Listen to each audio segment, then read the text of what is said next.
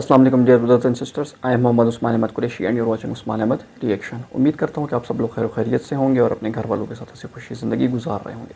Brothers and sisters, आज की जो हमारी वीडियो इसका टॉपिक है कि अल्लाह सुब्हानहू व तआला promise to protect this Quran. तो मज़ीद टाइम जाए कि बगैर अपनी वीडियो की तरफ बढ़ते हैं, लेकिन उससे पहले अगर आप हमारे चैनल पर नए हैं और आपने अभी तक हमारे चैनल को सब्सक्राइब नहीं किया तो हमारे चैनल को सब्सक्राइब करें और साथ ही मौजूद नोटिफिकेशन बेल को भी ऑन करें ताकि हमारे आने वाली हर नई वीडियो को नोटिफिकेशन आप तक बआसानी पहुंच सके। इसके अलावा अगर आपने हमें हमारे सोशल मीडिया हैंडल्स पर फॉलो नहीं किया तो आप उन पर भी फॉलो करें, लिंक आपको नीचे डिस्क्रिप्शन बॉक्स में मिल जाएगा। तो मज़ीद टाइम जाए के बगैर अपनी वीडियो की तरफ बढ़ते हैं।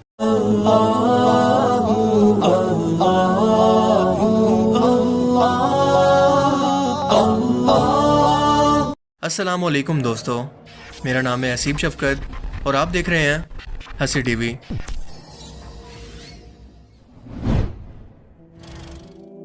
अट्ठाईस जून बुध के दिन स्वीडन की स्टॉकहोल्म मस्जिद के बाहर एक मलून शख्स ने एक बार फिर से आज़ादी राय के इजहार या फ्रीडम ऑफ स्पीच का सहारा लेते हुए कुरान पाक को ना सिर्फ फाड़ा बल्कि इसके पेजिस से जूते साफ करके इस मुकद्दस किताब पर पांव रखा और फिर इसको आग लगा दी।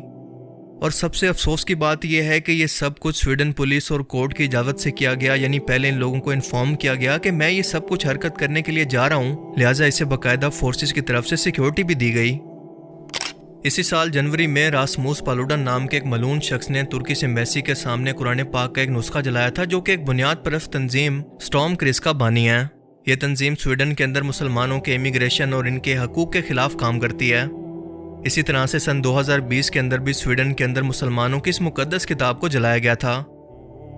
स्वीडन का खुद का मजहब क्योंकि प्रोटेस्टेंट क्रिश्चियन है। अगर आप इस फिरके का मतलब नहीं जानते तो मेरी इस पर एक पूरी डिटेल वीडियो मौजूद है, जिसका लिंक आपको नीचे डिस्क्रिप्शन के अंदर या फिर ऊपर आई बटन पर मिल जाएगा। फिलहाल बस इतना जान लें कि ये लिबरल क्रिश्चियंस को कहते हैं, जो कि असल क्रिश्चियन तालीमात के अंदर आज के टाइम के हिसाब से बदलाव लाना चाहते हैं, और इसीलिए ऑर्थोडॉक्स क्रिश्चियन जो खुद को असल क्रिश्चियन कहते हैं, और मुसलमानों को ये बैकवर्ड यानी अपने टाइम से पीछे और जाहिल तस्वुर करके इनसे बाकायदा नफरत करते हैं। ये प्रोटेस्टेंट फिरका उस वक्त वजूद में आया था जब ऑर्थोडॉक्स क्रिश्चियंस की बाइबल यानी अंजील पर इनकी इजारादारी या फिर मोनोपोली थी। वो किसी भी आम शख्स को इस किताब को पढ़ने ही नहीं देते थे, बल्कि खुद से अपनी तरफ से फतवे जारी किया करते और इनको अपने फ़ायदे के लिए इस्तेमाल किया करते, ख़ास तौर पर उस वक्त के बादशाह के लिए। दूसरी तरफ इंटरनेशनल मीडिया ने जलती पर तेल का काम किया और इस्लामोफोबिया को स्वीडन के अंदर इंतहाई तेज़ी से बढ़ा दिया है। इसके अलावा स्वीडन के अंदर जिस पॉलिटिकल पार्टी की हुकूमत है वो स्वीडन डेमोक्रेट्स की पार्टी है, जिसने इलेक्शन के अंदर सिर्फ 20% वोट हासिल किए थे, यानी 349 में से सिर्फ 79 सीट्स। ये पॉलिटिकल पार्टी हिटलर के नज़रिए पर यकीन रखती है और इंतहाई नस्ल परस्ताना है, और इसीलिए मुसलमानों की खास तौर पर इमिग्रेशन के खिलाफ है। वक्त के साथ साथ स्वीडन, नॉर्वे और फिनलैंड जैसे मुल्कों के अंदर इस्लामोफोबिया और मुसलमानों के खिलाफ नफरत में मुसलसल इजाफा देखने में आ रहा है। दुनिया भर में इस वाक़े के बाद मुस्लिम मुल्कों का सख्त एहतजाज देखा गया, मगर हम सभी लोग जानते हैं कि आज दुनिया इकोनॉमिकल और म्यूचुअल बेनिफिट्स पर चलती है। मसलन यह एहतजाज भी सिर्फ उसी सूरत के अंदर फ़ायदा मंद है जब तमाम मुसलमान ममालिक स्वीडन से सफारती ताल्लुकात ख़त्म करें, इनसे ट्रेड ख़त्म करें, इनके तमाम प्रोडक्ट्स का बाइकआउट करें और तमाम आलमी फोरम पर इनकी हिमायत को ख़त्म कर दें, जैसा हाल ही में रशिया ने किया। अमेरिका ने यूक्रेन वॉर की वजह से यूनाइटेड नेशन के जरिए रशिया पर पाबंदियां लगवाई कि सब के सब यूरोपीय ममालिक मिलकर रशिया से ट्रेड को बंद कर दें। तो बदले में रशिया ने, जो कि पूरे यूरोप को सबसे ज़्यादा नेचुरल गैस सप्लाई करता था, वो इसने अचानक से बंद कर दी और पूरा यूरोप घुटनों पर आ गया,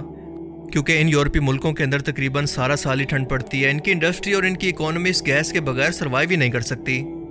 बिल्कुल इसी तरह से स्वीडन को घेरने का तरीका भी यही है। मिसाल के तौर पर इस शख्स का ताल्लुक इराक से है और ये कुर्द नस्ल से है। कुर्द लोग तुर्किया के अंदर भी आबाद हैं और कुर्दिस्तान मुल्क की जंग लड़ रहे हैं, और ये चाहते हैं कि शाम, इराक, तुर्की, आर्मेनिया और ईरान के कुछ हिस्सों को मिलाकर ये एक नया मुल्क कुर्दिस्तान बना दें, जैसा कि आप मैप पर देख सकते हैं।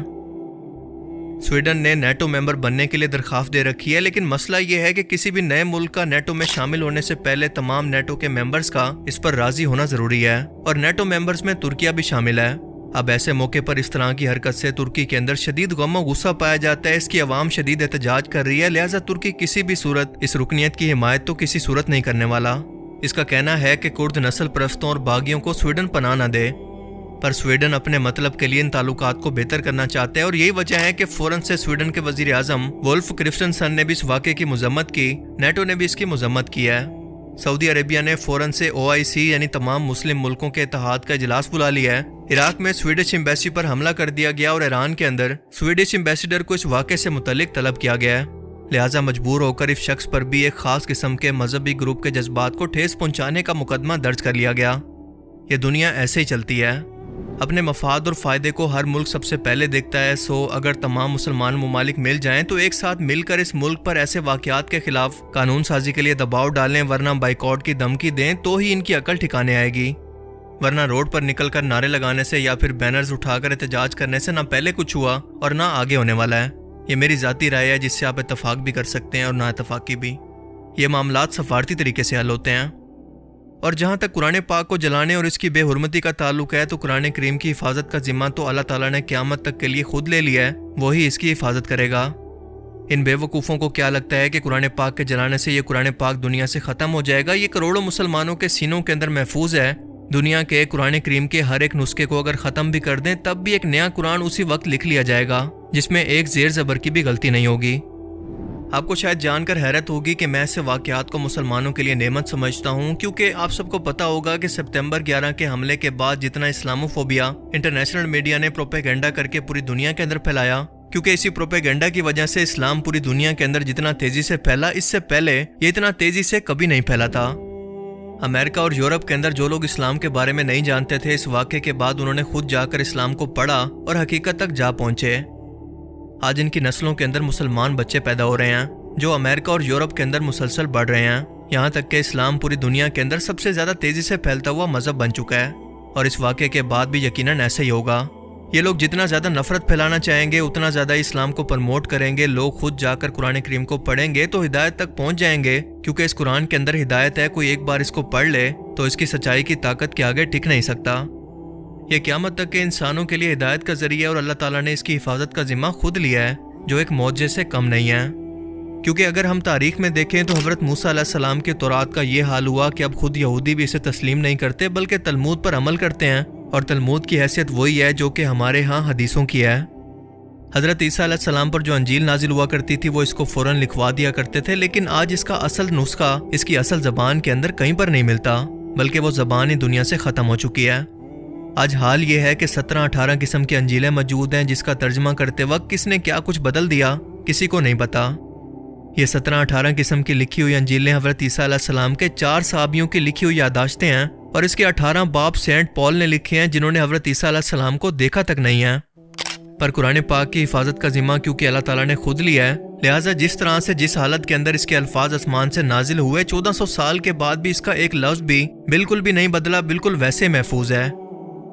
اللہ تعالیٰ قرآن کریم کی سورہ القمر کے اندر فرماتا ہے کہ ہم نے اس قرآن کو سمجھنے کے لیے آسان بنا دیا، کون ہے جو اس کو سمجھے؟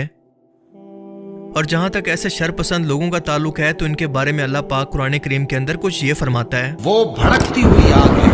کھال ادھیڑ کر کلیجہ نکال لینے والی۔